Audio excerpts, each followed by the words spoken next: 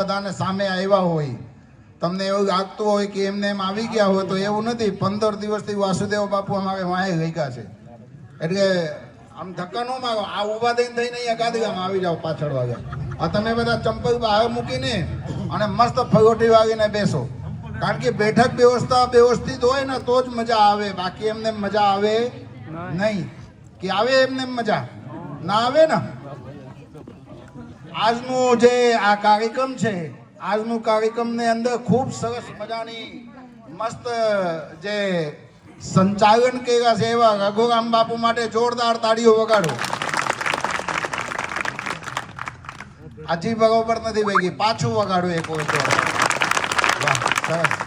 અને હું મહેન્દ્રભાઈને વિનંતી કરીશ કે રઘુરામ બાપુને અહીંયા આવીને સન્માન કરે, કારણ કે જે સન્માન કરાવ્યા છે એનું જ રહી ગયા છે. એટલે અહીંયા આગળ આવો, આપ ઊભા થાવ. અને પૂજ્ય બાપુ ક્યાં ગયા? અહીંયા આવો, અહીંયા આવો. તમે પાછળ ચાય પાણીની વ્યવસ્થામાં વહી ગયા છો. જો એ જ વાંધો આવે. ઘરધની બધાની વ્યવસ્થા કરવામાં નવરા નથી રહેતા. હા, ઊભા થાવ બાપુ, આવો અહીંયા આગળ.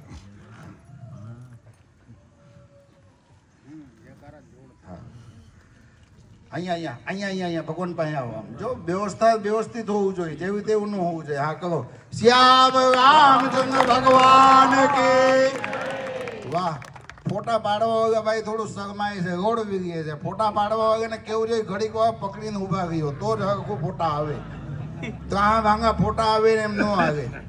સમજી ગયા? એટલે સરસ મજાની જયારે આજે ધર્મસભાનું અહીંયા આયોજન કરવામાં આવ્યું હોય અને એ ધર્મસભામાં મહેન્દ્રભાઈની જે માતુશ્રીના અહીંયા આજે ભદ્રોત્સવ નિમિત્તે ભેગા થયા છીએ. અને મહેન્દ્રભાઈના અમે પણ સન્માન કરવા માટે સારી તો લઈ આવ્યા છે, પણ પડી છે ગાડીમાં. તકલીફ એ વાતની છે કે અહીંયા કોઈનો ફોન લાગતો નથી. સમજી ગયા? ટેકનોલોજીને યુગમાં ફોન લાગતો બંધ થઈ જાય એટલે અડધા આપણે માંદા પડી જઈએ. ડ્રાઈવરને ગોતવામાં તકલીફ પડે, ઘરધણીને ગોતવામાં તકલીફ પડે.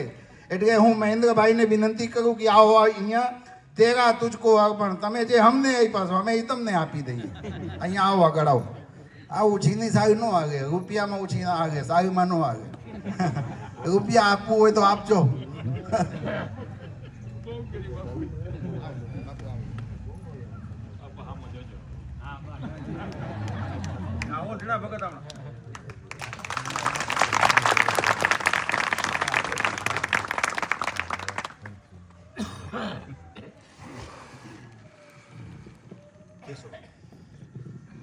આપણે આજે ખૂબ આનંદના દિવસો છે, કારણ કે ભદ્ર ઉત્સવ જેને પાછળ મનાવવામાં આવતું હોય એવા આપણા રામાનંદી સાધુ સમાજની અંદર ઉત્સવ ઉજવવામાં આવતું હોય. ભાઈ ચાય વાળા, ચાય ને પાણી ફેરવવાની મનાઈ છે. ખાંડ અને બુક્કી મને આપી દેજો, હું મંદિરે મેંદડા લઈ જાય ત્યાં બધાને હું ચાય પાવું છું. અત્યારે અહીંયા ચાય પાણી બધું બંધ હો. હા, પછી આમ જવા દો, આમ સાઈડમાંથી. બસ મસ્ત. આજે જ્યારે આપણે અહીંયા આવ્યા, અહીંયા આવીને ખૂબ આનંદની અનુભૂતિ થઈ. વાસુદેવભાઈ ને હું મેંદડાથી બે ભેગા એક જ ગાડીમાં આવ્યા. અને જ્યારે વાસુદેવભાઈ વાત કરતા હતા, જૂની બધી વાતો કરતા હતા એના બાપુજીની ને મહેન્દ્રભાઈ ને બાપુજીની ને બાની, ત્યારે મને પણ એવું થતું હતું કે ભગવાને કેવું સરસ મજાના ગોઠવણી અહીંયા કરી હોય. જો એ ભાંતિ બને સંજોગા, સંજોગ કેવા કેવા ઊભું થાય છે એ આપણે જોવા જેવું છે. એક ઘડી આધી ઘડી આધે મેં પુનિયાદ, તુલસી સંગત સાધુ કી કટે કોટે અપરાધ. એક ઘડી આધી ઘડી આધે મેં પુનિયાદ, તુલસી સંગત સાધુ કી. સાધુના સંગ જે કોઈ કરે ને એમને જીવનની અંદર અદ્ભુત પરિવર્તન આવી જાય. તો જ્યારે એવા આપણા સાધુને ઉત્સવમાં આપણે જઈએ અને સાધુના ઉત્સવ જ્યાં ઉજવાતું હોય અને પછી આપણે ઓટામાં બેઠા બેઠા ધ્યાન રાખી કોણ બોલે કોણ નથી બોલતા, એમાં એના કરતાં અહીંયા આવીને ભગવટી આવીને તમે બેહો તો કોઈ તમને ના નહીં પાડે. અહીંયા આગળ તમે આવી જાઓ, અમારી ટોળકીમાં સામેલ થઈ જાઓ, આવી જાઓ અહીંયા મસ્ત દાંત કાઢતા કાઢતા. ત્યાંથી બરોબર હમણાં નહીં આવી જાઓ હગોર. બસ આ ગામનું પ્રસંગ છે, કોઈ વ્યક્તિનું પ્રસંગ નથી. અને જ્યારે સાધુ સમાજને વચ્ચે જવાનું બેસવાનું મોકા મળતું હોય ને ત્યારે આપણે શરમ ને ધર્મ બધું મૂકીને ફગોટી વાગી જવાનું હોય. આપણે સૌ બધા અહીંયા જ્યારે ભેગા થયા છીએ અને જ્યારે ભેગા થઈને આપણે એકબીજાને સુખમાં ભાગીદાર ન થઈએ ને ત્યારે આપણને પાપ લાગે છે. એટલે કે કોઈ પણ પ્રકારનું શરમ રેખા વિનાના હજી ઘણા બધા કેવા છે બોલાવવા માટે અમે રાહ જોતા હોય. એક અવાજમાં બધાને ભેગા થઈ જવું જોઈએ બાપુ. કારણ કે કળજુગ એ સંઘે શક્તિ, કળજુગની અંદર સંગઠનમાં શક્તિ બહુ મોટી હોય છે. જ્યારે આપણે સૌ બધા ભેગા થઈ જઈએ અને એક કામને કરવા માટે લાગી જઈએ ત્યારે પછી આપણનું કામ કંઈ અધૂરું રહેતું નથી. આજે મને પોતાના ઉપર હું કહી દઉં, આજે હું કેટલા કામ પડતું મૂકીને અહીંયા આવ્યા છું ફક્ત ને ફક્ત મહેન્દ્રભાઈ ને અમારા વાસુદેવ બાપુને નિમંત્રણને માન આપીને. એક નિમંત્રણ તો મિસ થઈ ગયું હતું 1 તારીખનું, પછી આ 10 તારીખનું ગોઠવ્યા છે. અને જ્યારે 10 તારીખનું કાર્યક્રમ હતું અને અમને અહીંયા આવવાનું માટે એક બહાનું મળ્યું માતાજીના ભંડારા પાછળ, ત્યારે અમે તો ખૂબ પોતાને જાતને ભાગ્યશાળી સમજીએ છીએ. અહીંયા મંચસ્થ વિરાજમાન આપણા કમલા શરણ બાપુ, જે આપણે જીવનનો એક આદર્શ છે. સાધુની અંદર ગુણ ગોતવાનું હોય, આવું ગુણ ગોતવાનું હોય નહીં. ઘઉંમાંથી કાંકડા બીનવાનું હોય, પણ કાંકડામાંથી ઘઉં જેથી બીનવું પડે ને તેથી આપણે આમ અધોગતિ કહેવાય. એટલે સાધુને પાસે જઈએ ને એના અવગુણ ન ગોતવાનું હોય, એના ગુણ ગોતવાનું હોય. કારણ કે સાધુ જીવનની અંદર આવી જાય, તમારા જીવનના પરિવર્તન યોગ ચાલુ થઈ જાય ત્યારે નક્કી સૌથી વધારે ભાગ્યશાળી તમે બધા છો. બડે ભાગ્ય માનુષ તનુ પાવા, સ્વર દુર્લભ સબ ગ્રંથની ગાવા. આ માનવ દેહ પ્રાપ્ત કરવું હોય એટલે 84 ને ફંદમાંથી પસાર થવું પડે. પસાર થવું પડે ને. તમે ટેબલ કેમ ચડ્યા છો? અહીંયા સામે આવો ને, અહીંયા સામે આવો, સામે આમ ટેબલ વાળો ભાઈ, ટેબલ ભાંગશો તમે. હા, તમે પાછળ વાળો, અહીંયા સામે આવો. સન્મુખ હું હી જીવ મોહી જબહી, જન્મ કોટી અઘનાસું તમે. ભગવાન રામજી શું કહે છે બાપુ? જ્યારે સન્મુખ તમે આવી જાઓ અને મારા સામે નિર્દોષ ભાવથી આવીને ઊભા રહી જાઓ ત્યારે તમારું એક ભાવના નહીં, 2 ભાવના નહીં, જન્મો જન્મના પાપ નષ્ટ કરી દો. પણ જ્યારે તમે સન્મુખ આવી જાઓ ત્યારે આપણે બધા સામે જવામાં શરમાતા હોઈએ, જાવું છે પણ શરમાતા હોઈએ. તો જ્યારે કોઈ એવા મહાપુરુષ, કોઈ એવા યુગ પુરુષના સાનિધ્ય તમને મળ્યું હોય અને પછી તમે એને પાછળ ઉભા રહ્યો એટલે દુર્ભાગ્ય કહેવાય તમારું. તમારે સામે જ જવું જોઈએ. કારણ કે સામને જાશો ને, દ્રષ્ટિ પડશે ને ત્યારે તમારા જીવનની અંદરના પરિવર્તન યોગ ચાલુ થઈ જશે. અને પરિવર્તન લઈ આવવું બહુ જરૂરી છે. કારણ કે આ પરિવર્તન યુગ ચાલે છે. અત્યારે તમે નહીં જાગશો તો ક્યારે નહીં જાગશો? આગળ રઘુરામભાઈ આમ અહીંયા સરસ મજાની મસ્ત માઇક સંચાલન કરતા હતા. અમારા ઘણી બધી દીકરીઓ છે એને આંખમાં આંસુ પણ આવી ગયા હતા. અહીંયા અમારા વાસુદેવ બાપુ છે એને આંખમાં પણ જળજળિયા આવી ગયા હતા. અને અહીંયા પૂજ્ય ભાઈ બેઠા છે એમને આંખમાં પણ રડતા હતા. અને ઘણા તો સાનુમાના રડતા હતા, આંખમાંથી આમ જ કરતા હતા, બસ ખબર ન પડે. કારણ કે આ તો પ્રેમની બાત હે ઓધો. આ પ્રેમની બધી બાતું છે. પ્રેમ પ્રેમ સબ કોઈ કહે પણ પ્રેમ ન જાણે કોઈ. યદિ પ્રેમ તમે સમજી જાઓ ને તો પછી આપણે ભટકવું જ ન પડે.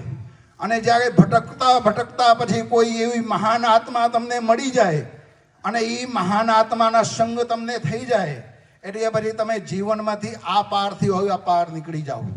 રામાયણની અંદર ઘણા બધા દ્રષ્ટાંત તમને દેવું છે પણ સમયના અભાવ છે.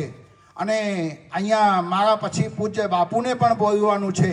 પણ જે કંઈક આપણે 10-15 મિનિટ બોલીએ, કોઈને જીવનની અંદર કંઈ પરિવર્તન ચાલુ થઈ જાય એવું આપણે કરવાનું છે. કોઈને જીવનની અંદર કંઈક સુધારો થઈ જાય એવું આપણે કરવાનું છે. કારણ કે માણસ માત્ર મહાન છે પણ એમને મહાનતાની એમને ખબર નથી હોતી. જ્યારે કોઈ એવા સદગુરુ મળી જાય, કોઈ એવા મહાપુરુષનું સાનિધ્ય તમને પ્રાપ્ત થઈ જાય ત્યારે તમારા બધાને જીવનની અંદર પરિવર્તન યોગ ચાલુ થઈ જાય. અને જ્યારે પરિવર્તન યોગ ચાલુ થઈ જાય ને ત્યારે પછી તમારે નક્કી કે ભગવાન તમારા હાથ પકડીને છે એના ભેગા પરમાત્મા પોતાને સાથે લઈ જવાનું છે અને તમને અહીંયા કંઈ ભટકવા દેવાનું નથી. તો આજે જ્યારે માતૃશ્રીને પાછળ આપણે અહીંયા ભદ્રોત્સવ નિમિત્તે ભેગા થઈએ છીએ, જબકે દિવસો તો ઘણા નીકળી ગયા છે 10 દી, પણ 10 દિવસ પછી પણ ગોઠવાનું એટલે સોનામાં સુગંધ એવું કહેવાય. કારણ કે માણસના વિચાર છે ને ઘડીએ ઘડીએ બદલતા હોય. આપણું કાગજ પતી જાય અને પાછા બહેનો દીકરીઓને તેડાવવું પડે એટલે કે હવે જવા દો ને, પાછું કંઈક થાય ત્યારે આપણે કરશું.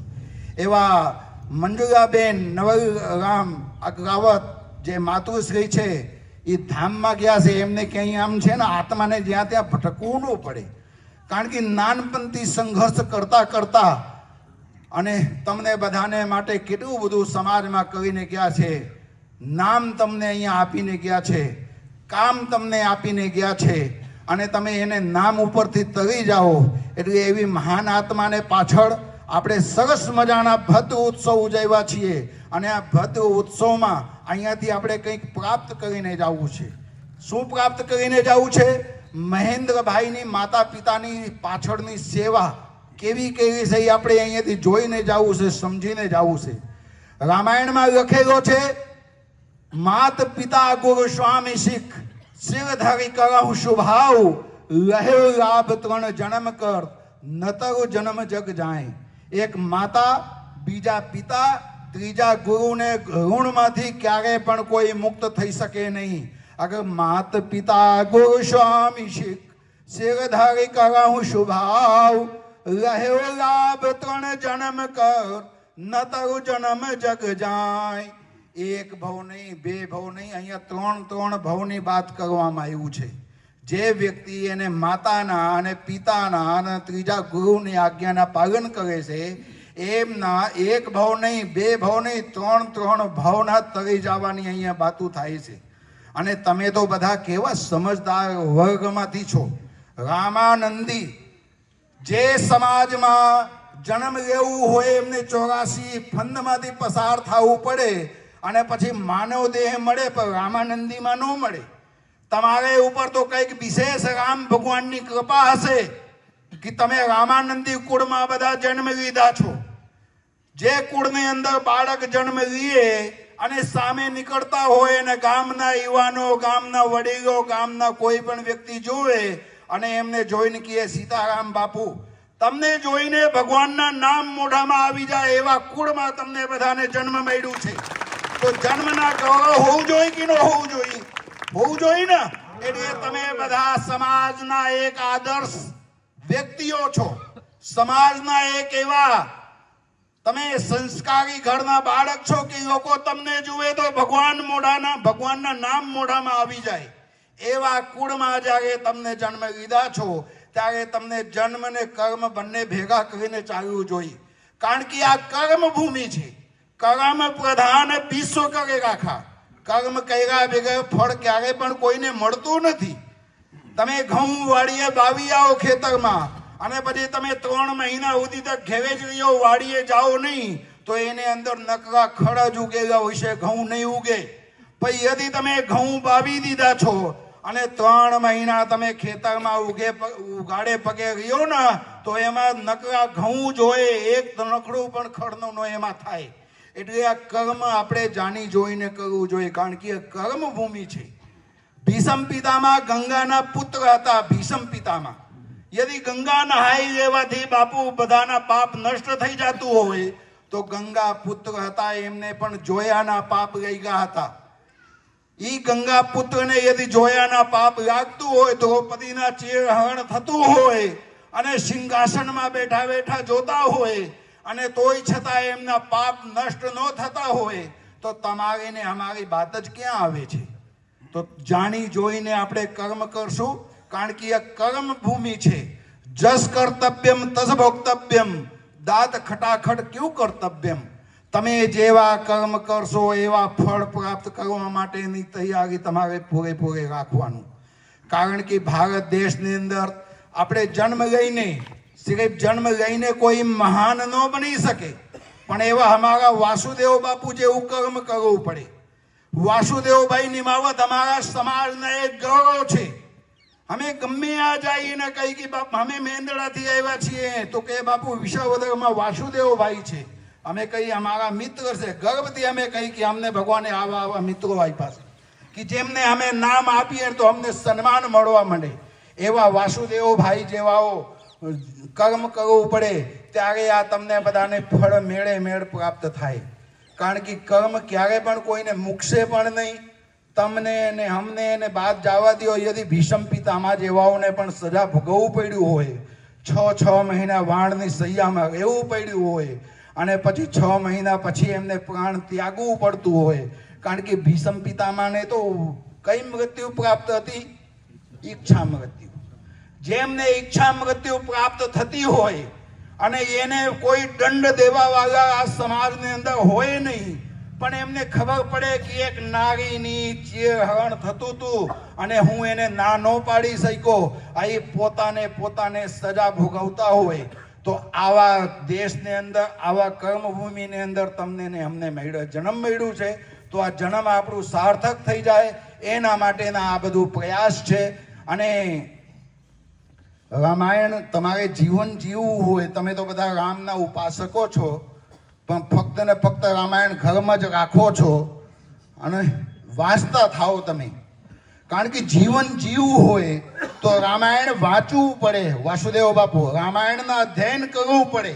અને યદિ તમારે મૃત્યુ બાજુ જવું હોય તો તમારે ગીતાજીના વાંચન કરવું જોઈએ. મૃત્યુ તમારે કેવી જોઈએ છીએ એ તમારે ગીતા અધ્યયન કરવું પડે. ભાગવત બાજુ તમારે જવું પડે ત્યારે તમને મૃત્યુની ખબર પડે. રામાયણની અંદર એક ચોપાઈ મહામંત્રને સમાન છે. અને એ રામ મંત્ર આપણા રામાયણની અંદર જ છે. જેમના મંત્રના જાપ કરવાથી અજર અમર બધા થઈ જતા હોય એવા રામાયણના સૌ બધા આપણે અહીંયા ઉપાસક છીએ અને એના સાધક છીએ. તો જ્યારે આવું ભગવાને સરસ મજાના જો એ ભાંતિ બનઈ સંજોગા, રામ કૃપા નાસઈ સબ રોગા, આવા જ્યારે સંજોગ ઊભા થાય અને આવડો મોટો ગ્રંથ આપણે પાસે હોય અને એ ગ્રંથમાંથી આપણે સૌ બધા વંચિત હોઈએ ત્યારે આપણને દુઃખ થાય છે.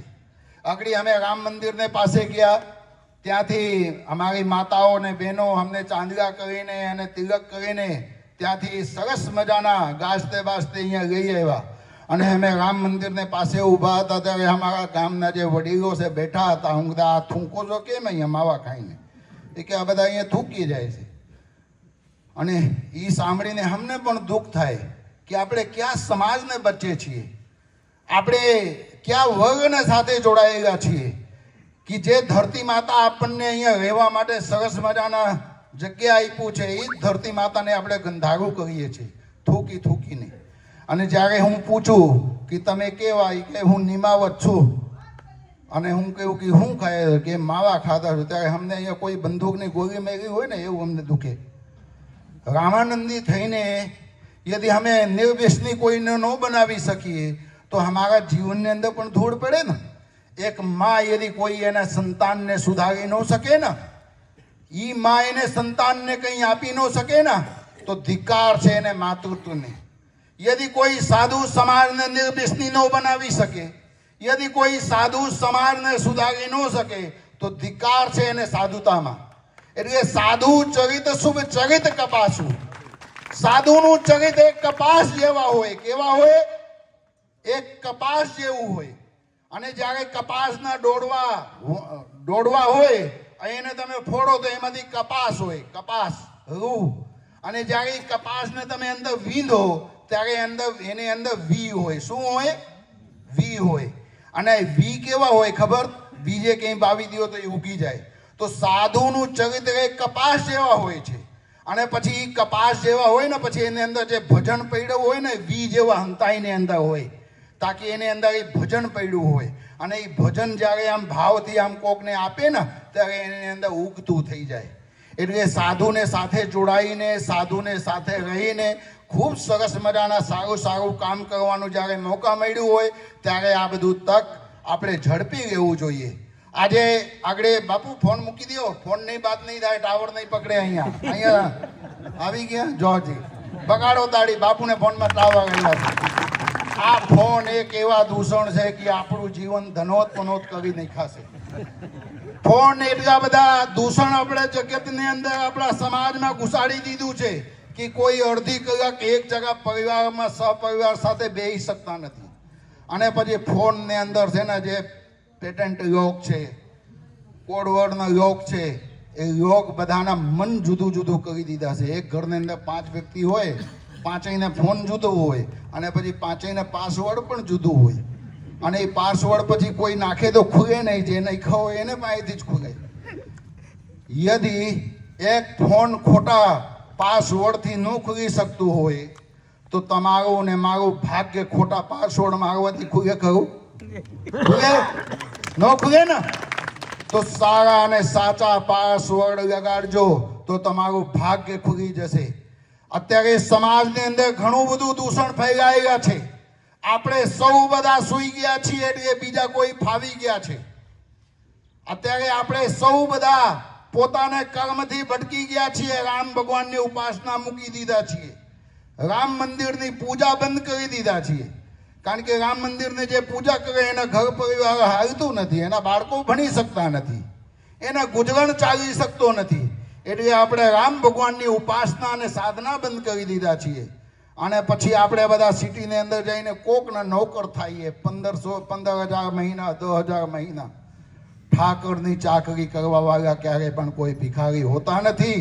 ઠાકરની જે કોઈ ચાકરી કરે એને પરમાત્મા જે આપે એને 2 હાથ વાળા હું આપી શકે. પણ અત્યારે પરમાત્માને ઉપર ભરોસો ના હોવાને લીધે આપણે સૌ બધા દુઃખી થઈએ છીએ. અત્યારે ભરોસો બધાના ખૂટે છે.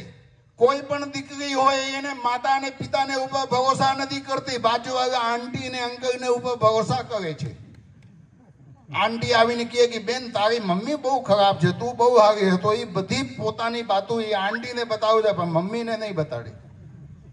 આવા પરિસ્થિતિ આપણી અંદર છે.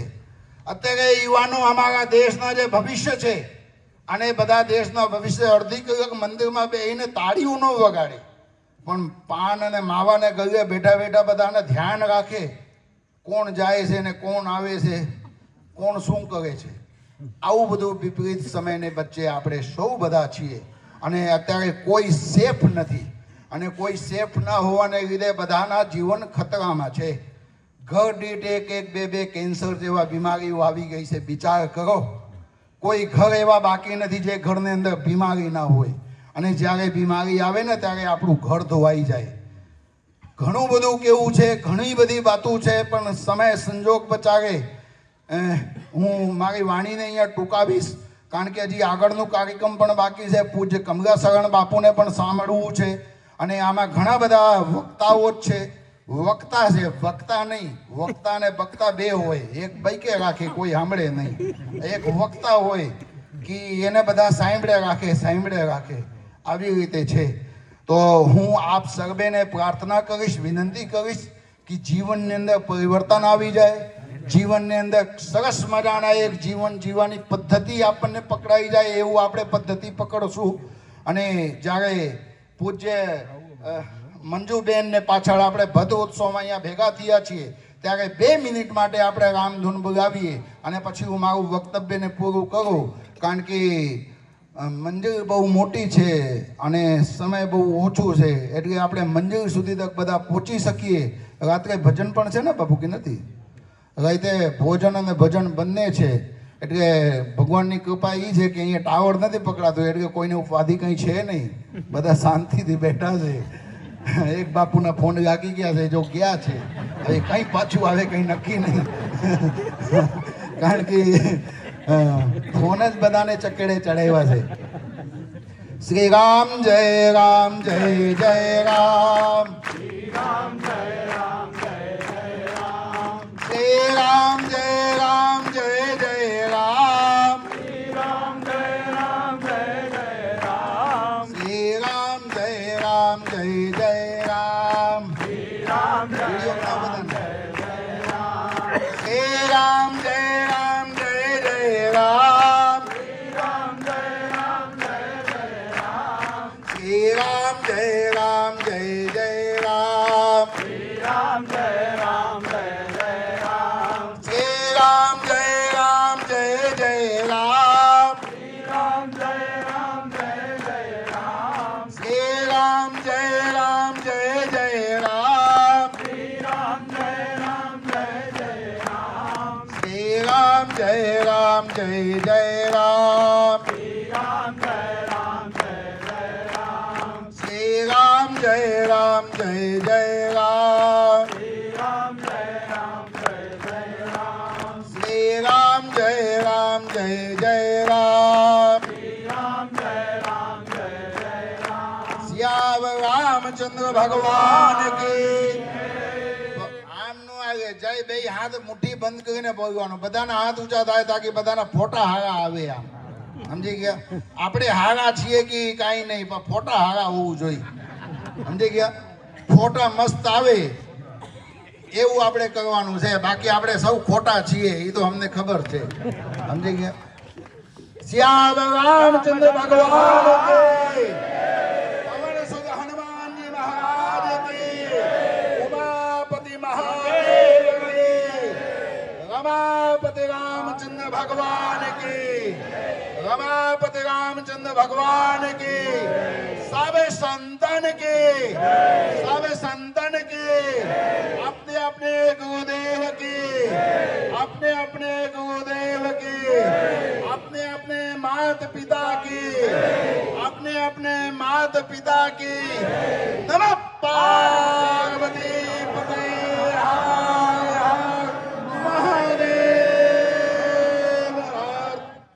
મજા આવી તમને જોરથી કયો મજા આવી પાછું બીજી વખત કંઈક હોય તો અમને ભગાવજો અને આવશું હો ભત ઉત્સવ થાય નો થાય કાંઈ નહીં પણ આપણે કલાક બે કલાક માટે સત્સંગ રાખવું અને એમાં આપણે 18 વગણને સામેલ કરવું કારણ કે જ્યાં ભગવાનના નામ લેવાતું હોય ત્યાં યમના દૂત પણ ન આવતું હોય બાપુ બરોબર છે ને બરોબર ભાવ જન્મ ભાવ બીજા નામ બેવ બાપા ઓ બાપા એ બાપાના ટાઈમ થઈ ગયા ઘરે જવાનું કારણ કે આ 6 વાગે ને તો ઘરે હાજર થઈ જવું પડે ભાવ જન્મ ભાવ બીજા નામ મગ જન્મ સુખ સંપદામ તગ જન્મ યમદૂતા નામ શ્રી રામ રામેતિ ગર્જનામ જ્યાં સુધી તક ભગવાન રામને આમની ગર્જના થાય ત્યાં સુધી તક યમના દૂત પણ નો આવતા હોય એવા રામ નામમાં તાકાત છે તમને બધાને ખબર જ છે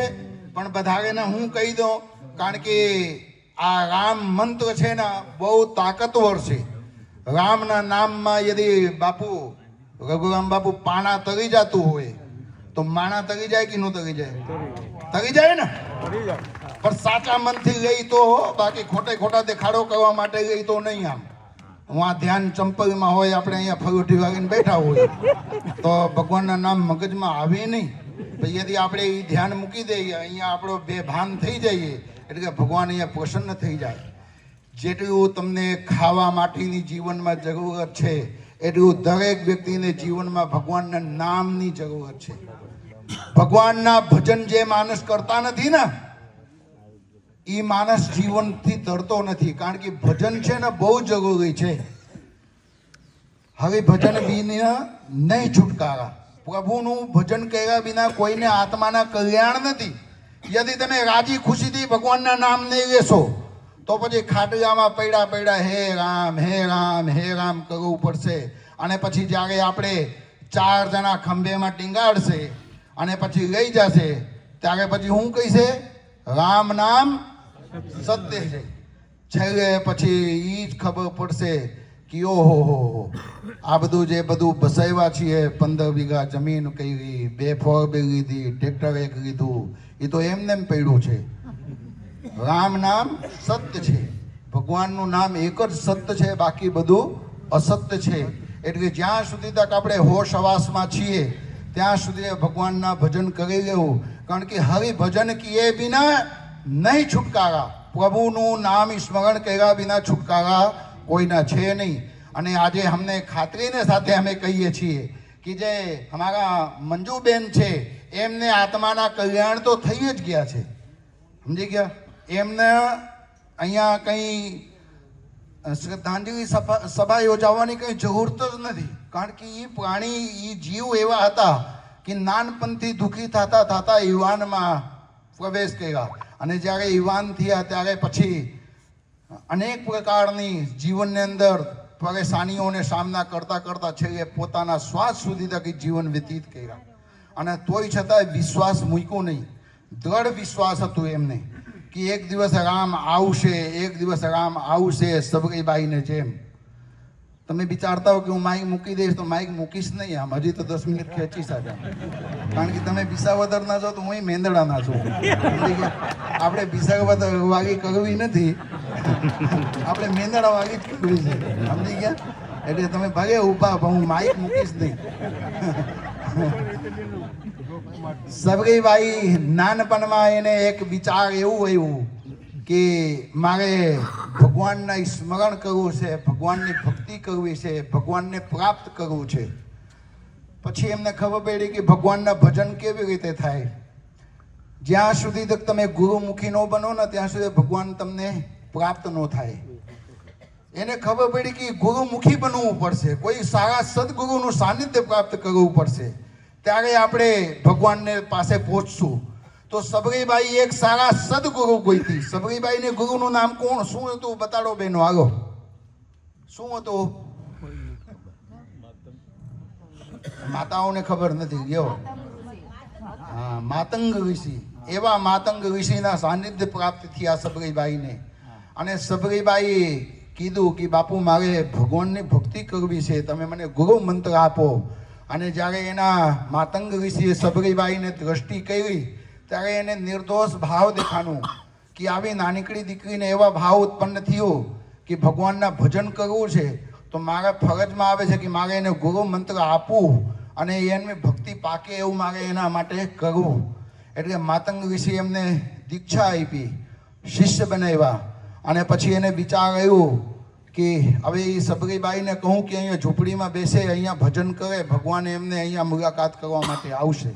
સબરીબાઈને આજ્ઞા કહ્યું કે સબરી તું અહીંયા ઝૂંપડી બનાવો, બેસ, અહીંયા પ્રભુનું સ્મરણ કર, જે હું તને ગુરુ મંત્ર આપ્યા છું એનું જાપ કર. એક દિવસ ભગવાન રામ તારો ઉદ્ધાર કરવા માટે અહીંયા આવશે. અને સબરીબાઈને મનમાં એવું થયું કે મારે તો થોડું ગુરુ ભક્તિને સાથે સાથે ગુરુની સેવા પણ કરવું છે. એટલે કીધું કે ગુરુજી મારે તો તમારા સાથે રહીને તમારી સેવા કરવું છે.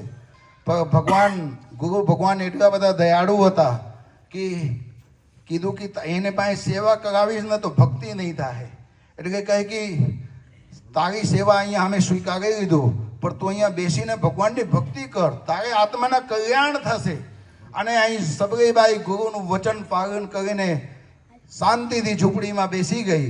અને પછી ભગવાનના તું હિ તું નામ રોજ રટન કરે, અને રોજ ગોબરથી લીપે, રોજ ફૂલ તોડી આવે, રોજ ફળ તોડી આવે. અને મારા રામ આ બાજુથી આવશે, આ બાજુથી આવશે, આ બાજુથી આવશે. 10 દિશાઓ બાજુ એમની દ્રષ્ટિ રોજે રોજ પડતી. કદાચ હું તમને પૂછો કે કેટલી દિશા છે તો તમે એમ કહીશો કે 4, પૂર્વ, પશ્ચિમ, ઉત્તર, દક્ષિણ. પણ એવું નહીં, 10 દિશા છે. 10 દિશાઓમાંથી કયા દિશામાંથી રામ આવશે? ચારો બાજુ પોતાના દ્રષ્ટિ ફેરવે. અને કોઈ દી નિરાશ ન થઈ કે મારા ગુરુજીએ મને કીધું તો યોગી પૈપા હતા કે રામ આવશે, આજે રામ આવ્યા નહીં, આ વાળ સફેદ થઈ ગયા. કોઈ દી એવું શંકા ન થઈ, કારણ કે ગુરુ ભક્તિમાં એટલી બધી તાકાત હતી. અને એક સમય એવા આવ્યા કે ભગવાન રામ આવીને ઊભા રહી ગયા. અને સબરીબાઈ બિચારી બૂઢી થઈ ગઈ હતી, 22 વર્ષથી ભજન કરતી કરતી વૃદ્ધ અવસ્થા થઈ ગયું. અને ભગવાન રામજી જ્યારે આવીને ઊભા રહ્યા ત્યારે સબરીબાઈને ફેસમાં કંઈ જગ્યાએ ફેર ન પડ્યો, રાજી ન થઈ. એને ગુરુના શબ્દો યાદ આવ્યા કે મારા ગુરુ નાનપણમાં મને કહ્યું હતું કે તું અહીંયા ભજન કર, ભગવાન રામ આવશે. અને મારા ગુરુના શબ્દ સાચા પડી ગયા. એ બધા સાંભળીને, એ બધા યાદ કરીને સબરીબાઈ રાજી થઈ ગઈ. એટલી બધી રાજી થઈ કે પોતાના ભાન ભૂલી ગઈ અને બેભાન થઈ ગઈ. પછી ભગવાન રામજીની બધી સેવા કરી, પૂજા કરી, એના ભોગ ખવડાવ્યા, એને એ કર્યા. આમ પછી ભગવાન સબરીબાઈના ઉદ્ધાર કરીને ગયા.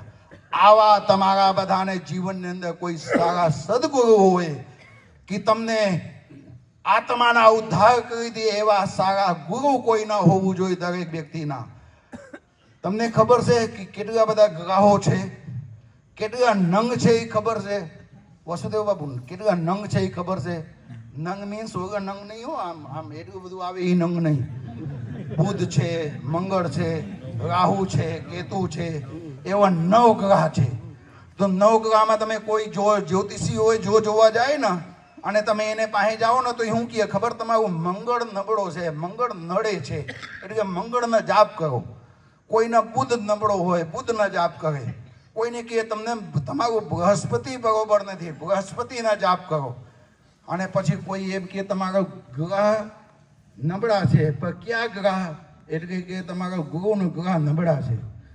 તમારા ગુરુ નબળા હોય ન ચાલે.